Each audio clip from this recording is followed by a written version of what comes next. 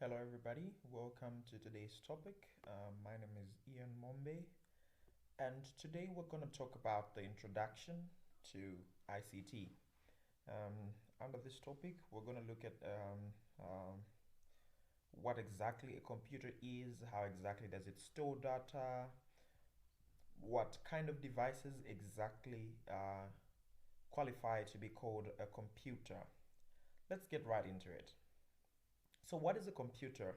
Now, a computer has many definitions, and here are some of the definitions that you will find out there. But feel free to have whatever definition that you think about depending on your understanding. So, in definition, the computer, the definition of a computer varies from one person to another. However, a few definitions are given here to make concepts of what a computer is. Yeah. So a computer is an electronic machine which accepts, processes, and stores data automatically following some instructions to give useful output. Another definition is a computer is a machine or tool or device which accepts data or information in one form and processes it to produce data or information in another form. A computer is an electronic device, machine that takes in data, processes them according to the given instructions, and produces information that is useful to the people. Note something that on all these three definitions, we have uh, data imputation, data processing, and data output. So these three are some of the most important things to note when defining a computer, and also remembering that it's also a tool, or rather a machine or a device. So what a computer really does. First, it accepts the data and such as raw facts, figures, numbers, letters, and symbols, then processes the data into information, data that is organized, meaningful, and useful. Finally, this then produces and stores the results as you desire them. So what can a computer do? So here's a diagram that shows a phone as a computer. So you have uh, the antenna there that actually receives network.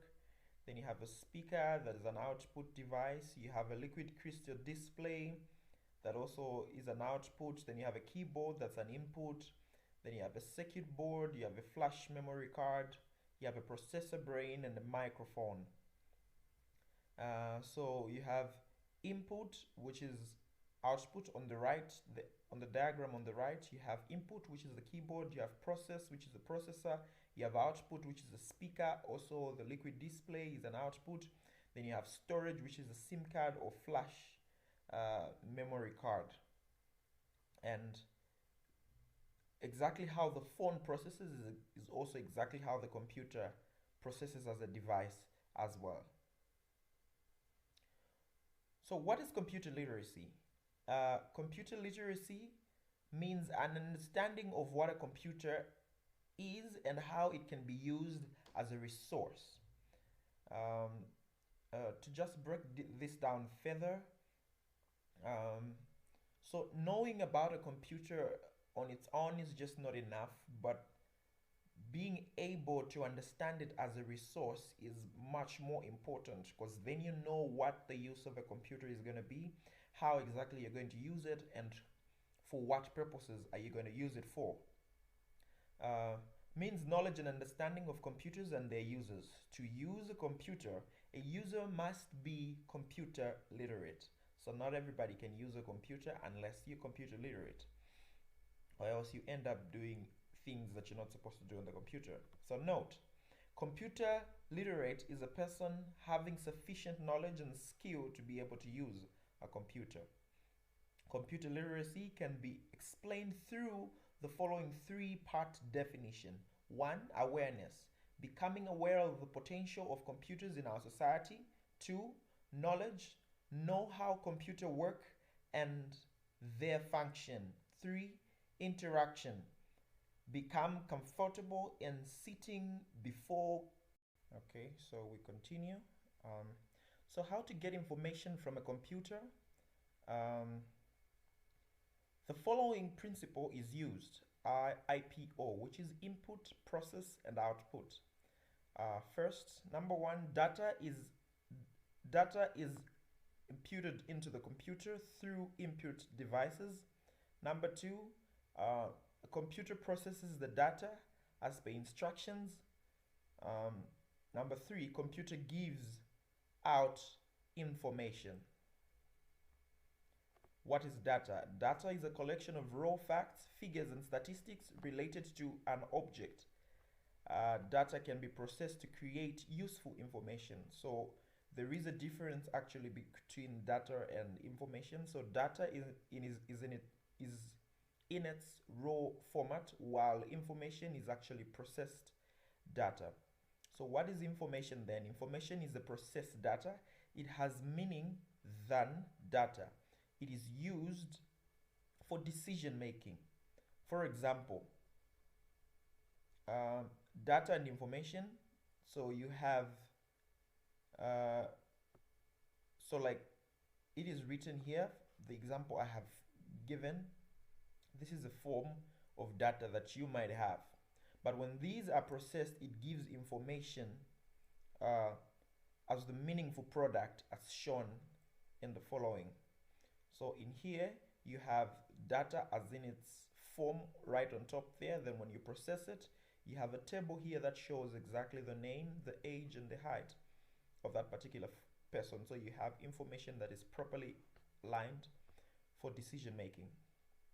Example of information: data collected from census is used to generate different type of information. The government can use it to determine the literacy rate in the country. Government can use the information in input in important decision to improve the literacy rate.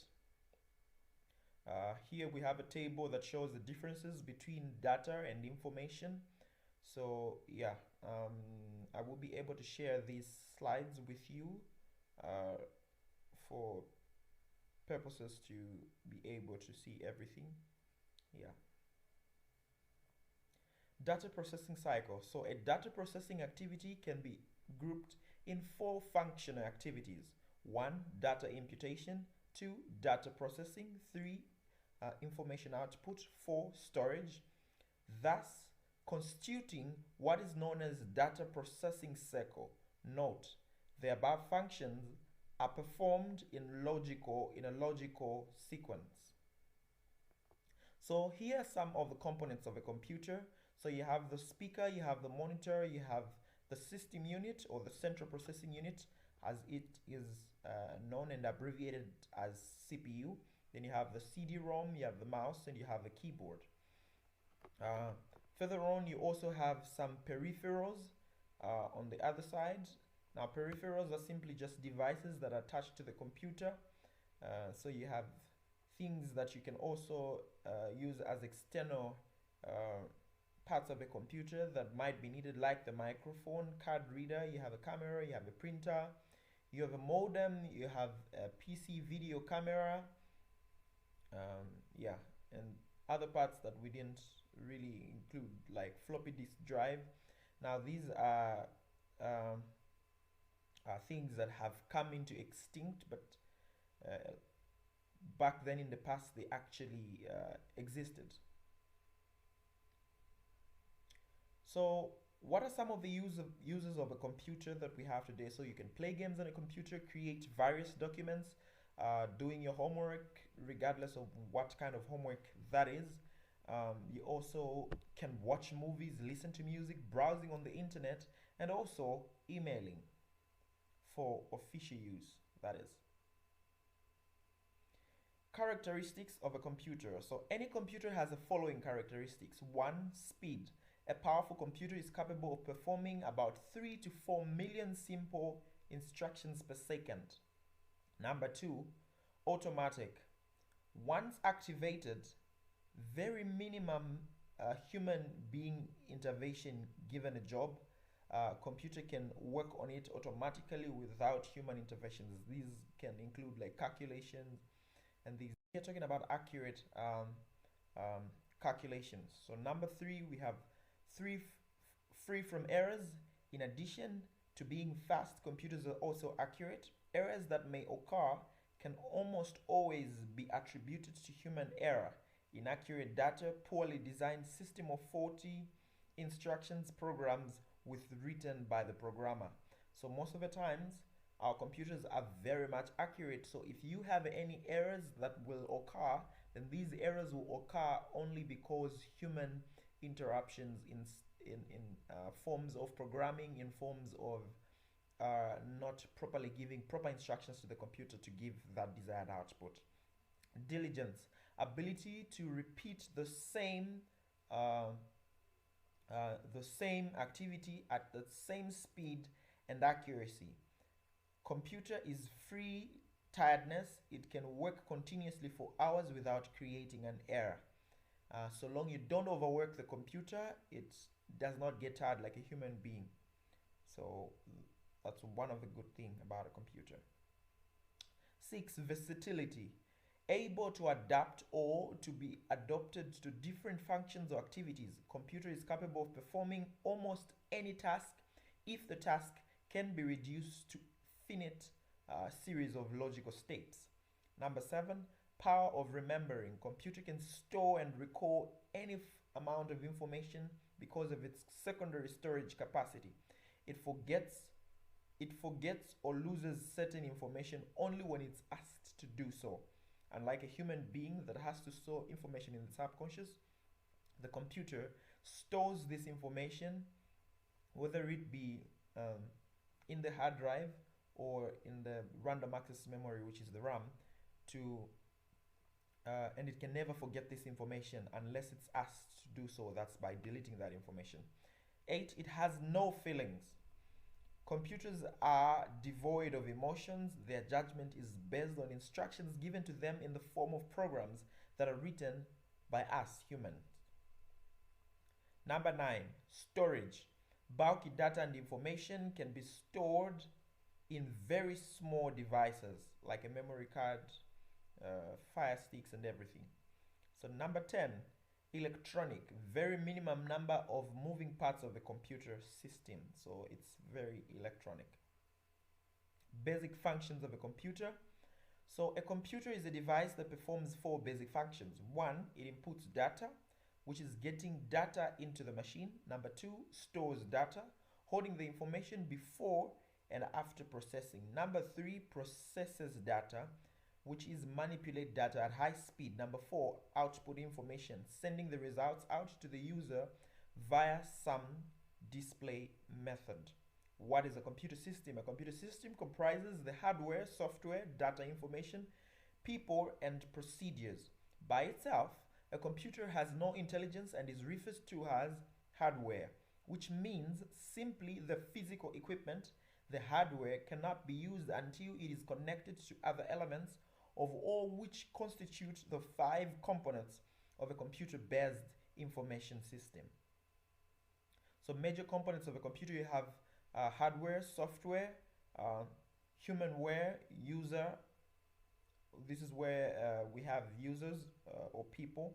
Then you have data information and procedures. On the other end, here's a diagram that shows exactly. So you have data information. You can see the information that you have on the screen that you also print out.